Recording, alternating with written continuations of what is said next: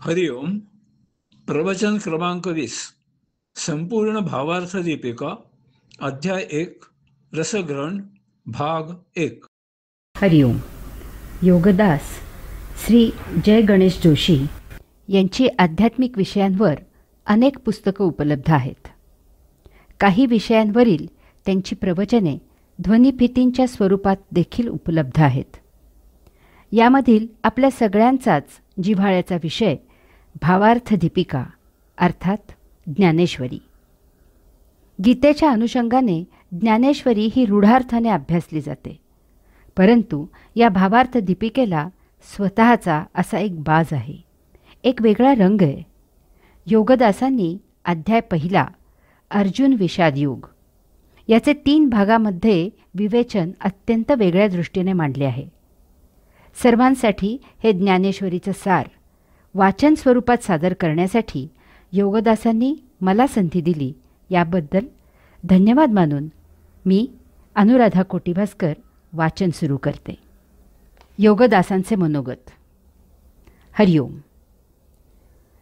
माऊलींच्या भावार्थ दीपिकेचा अभ्यास एका वेगळ्या दृष्टिकोनामधून करावा असे भावार्थ दीपिका अर्थात ज्ञानेश्वरी विषय प्रवेश यामध्ये मी सांगितले. तथापि एखादा तरी अध्याय त्याप्रमाणे लिहावा असा मानस मी साधकांजवळ व्यक्त केला होता. योगेश्वराच्या कृपेने, माऊलींच्या आशीर्वादाने आणि आपणा सर्वांच्या सदिच्छेने हा मानस संपन्न झाला. त्याचे पुस्तक आज आपल्या हाती देत आहे. आपल्या पसंतीला ते उत्तीर्ण होईल अशी अपेक्षा आहे. हरिओम. योगदास. प्रवचन पहिले.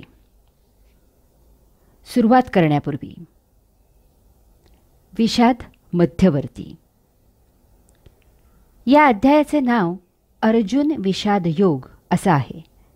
यामुळं येथे विषाद हा शब्द महत्त्वाचा आहे. विषाद हा शब्द नुसताच महत्त्वाचा नसून त्याच्याच सभोवती हा अध्याय फेरे घेत आहे. विषाद हाच शब्द या अध्यायाच्या मध्यवर्ती ठिकाणी आहे.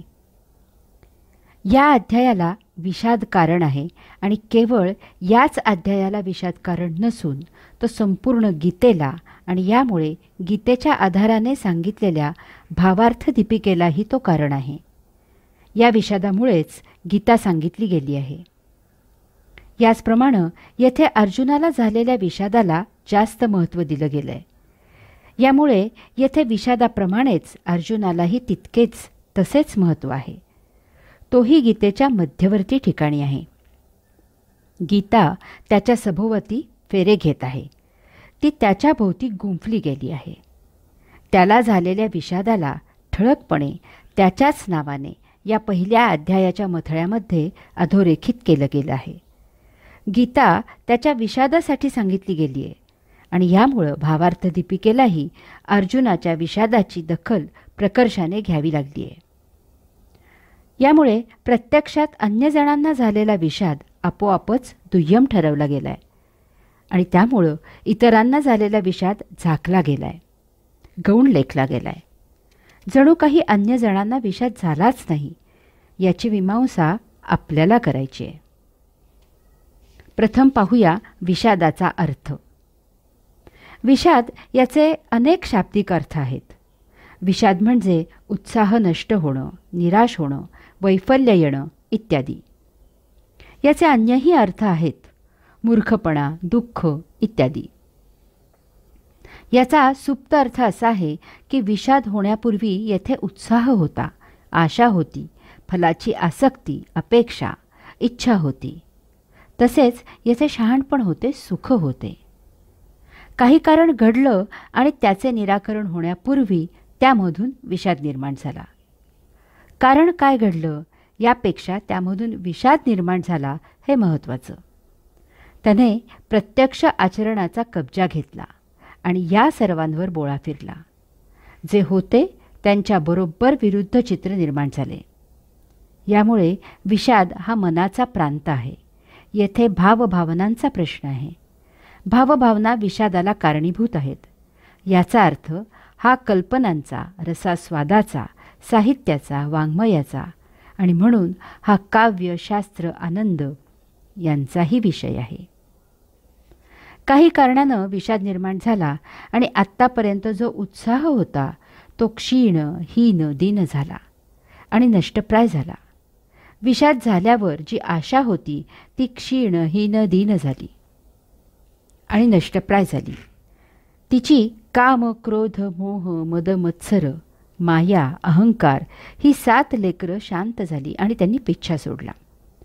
विषाद झाला आणि या वेळेपर्यंत जी फलाची आसक्ती, अपेक्षा, इच्छा होती ती क्षीण, हीन, दीन झाली आणि नष्टप्राय झाली. याचा अर्थ विषादामुळे अध्यात्म साध्य होऊ शकते. विषाद आध्यात्मिक होऊ शकतो. त्या विषादाला जर फक्त एक आध्यात्मिक धक्का मिळाला तर या निरुत्साहाचे, नैराश्यतेचे, अनासक्तीचे रूपांतर वैराग्यात होऊ शकते. असा वितरागी होऊन भावभावनांच्या पलीकडे प्रवेश करून अध्यात्माचा यात्रेकरू होऊ शकतो. फक्त नशीब असे हवे की अशा विषादाला मोक्याच्या क्षणी सद्गुरू भेटायला हवा. तसेच या मोक्याच्या क्षणी सद्गुरूच्या उपदेशाप्रमाणे आचरण करायची सुबुद्धी व्हायला हवी. याचप्रमाणे दुर्दैवाने, कमनशिबाने या मोक्याच्या क्षणी असद्गुरू भेटू नये. असद्गुरू भेटला तर जीवनाचे तारू योग्य मार्गाने यात्रा न करता ते अयोग्य मार्गाने आयुष्याचा प्रवास करू लागेल. विषाद दुःखासारखा आहे. दुःख झाले की ते न उपभोगता जर ते नष्ट करायचा किंवा तीव्रता कमी करायचा प्रयत्न केला तर आपण मागे उलट्या मार्गाला पुन्हा प्रवास करतो आणि त्यापासून मिळणाऱ्या तात्पुरत्या सुखात रममाण होतो. परंतु दुःख उपभोगून संपवले तर आपण पुढे यात्रा करून आनंदाप्रत मार्गस्थ होतो आणि दुःखामधून बाहेर होतो. हरिओम.